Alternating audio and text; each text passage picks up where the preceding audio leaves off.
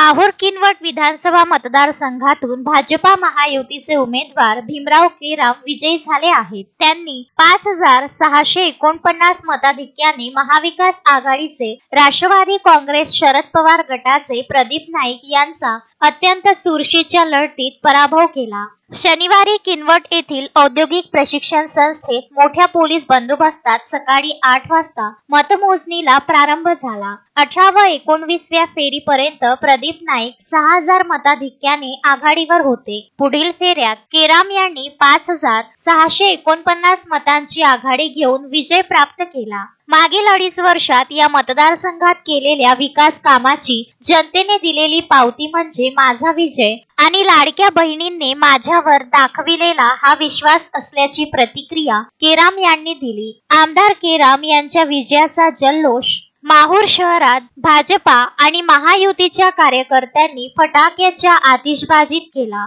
स्थानिक चौकात ढोल ताशांच्या गजरात जल्लोष साजरा करून विजयाचा आनंद व्यक्त केला। यावेळी जल्लोषात महिलांचा मोठ्या प्रमाणात सहभाग होता।